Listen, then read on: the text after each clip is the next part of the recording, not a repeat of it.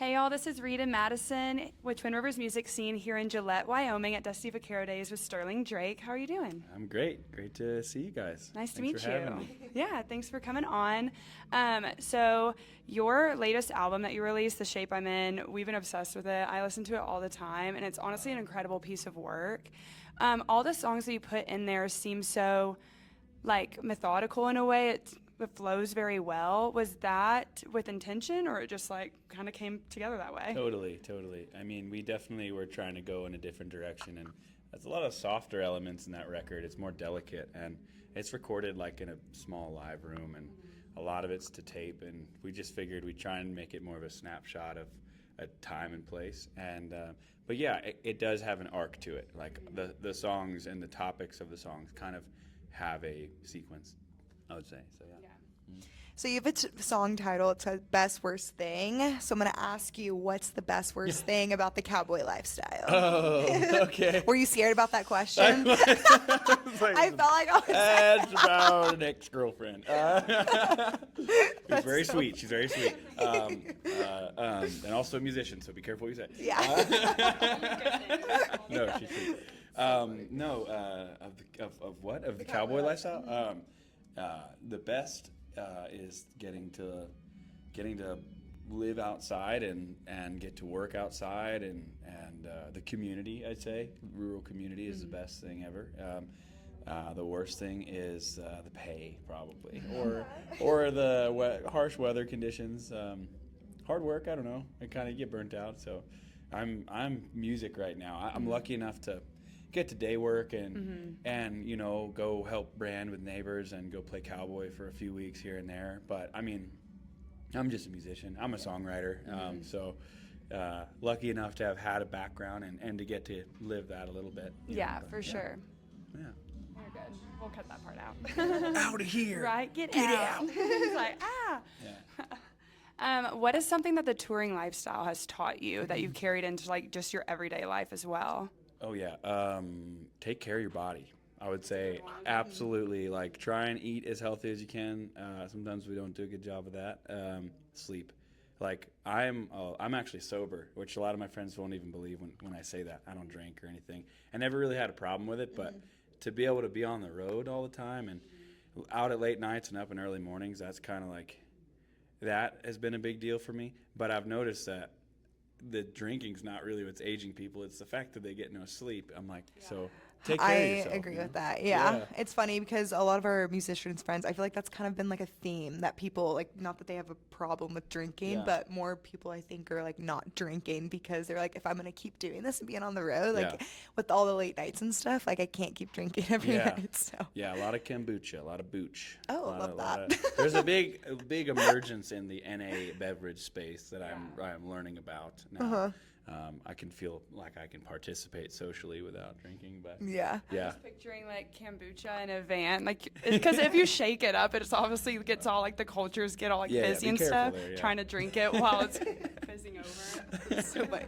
So off camera, we were talking a little bit about the Montana music scene. I would love for you to kind of maybe dive into that a little bit more. Yeah. Well, from an artist standpoint, it's pretty small, but we have a good crowd, and in the summertime, you know, there's no better place to be.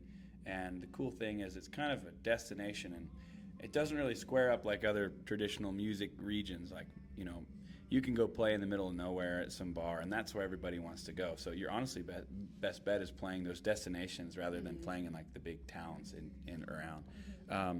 But I feel really, I lived in Nashville for a long time. I've actually played a lot in Texas too. I love Texas. And I think a lot of how the Texas music scene has developed, especially in the 90s and the whole Red Dirt thing.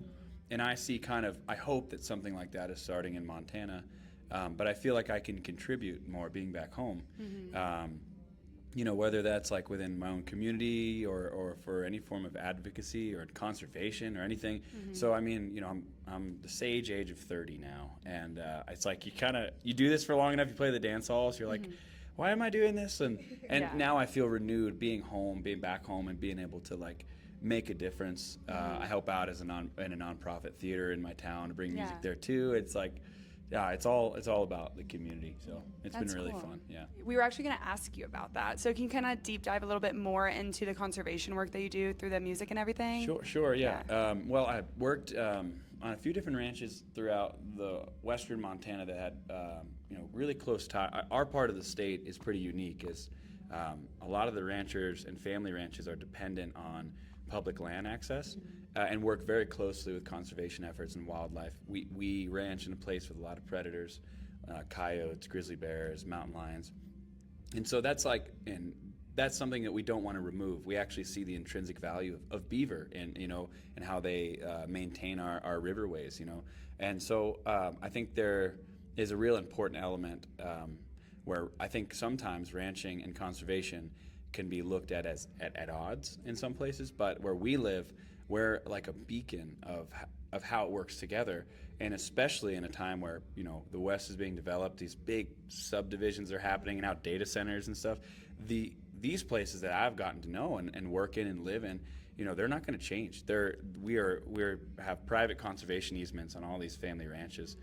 Between that and all the public land, we have a beautiful relationship with wilderness districts, and I feel so blessed because we have this protection, and it's something that the rest of the country will really need to get on board with and understand. It's very foreign to a lot of people, but I feel obligated to share that because if we don't do it quick, this country will develop very quickly without the land in mind, and that's it for me. Absolutely. I think it's really cool how you were kind of describing all those elements, because I feel like all those elements that you described are very rooted in your sound. And so do you really identify with the Western culture through your music and stuff? Yeah. I mean, I think that I had a conversation back home in our town. I live in a really small community that people love to keep private because they don't want it to be exploited. There's a lot of this challenge, maybe as an artist or anybody with a platform, where you're almost, I've at least felt like, there's a thin line between exploitation and elevation of something. And so if I'm going to wear the hat, if I'm going to sing these cowboy songs, if I'm going to walk the walk, especially as someone who wasn't natively born in Montana, who moved there with a passion for the place and for the West and this music, I think that I have to contribute in an effective way and maybe channel people's love for country music, Western music, lifestyle, this whole lifestyle, into effective things that actually better those communities. So, Yeah, that's amazing. Yeah. Well, thank you for sharing all of this with us. It was great You bet. getting to talk to you and meet you and everything. And we're excited to watch your show in a little bit. Thank you guys. Come hang out. We will. Awesome. Nice to meet Sweet. you. I'll see you down in New Braunfels sometime. Yes, come hang out. When you're there. We'll do. We were talking about Backbone earlier and Devil's Riley's and all Backbone. that, Oh, all the yeah. spots. You know what's actually really funny about Backbone? Just a little side note. They built this nice bar right next to it called Honeysuckle. No kidding. Yeah.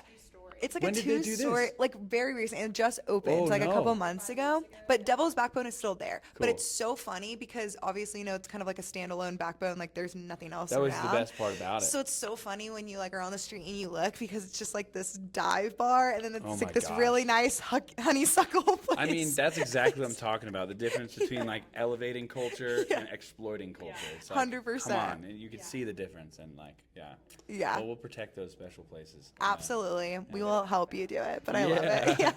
All right. Well, thanks again. Thank you. You bet.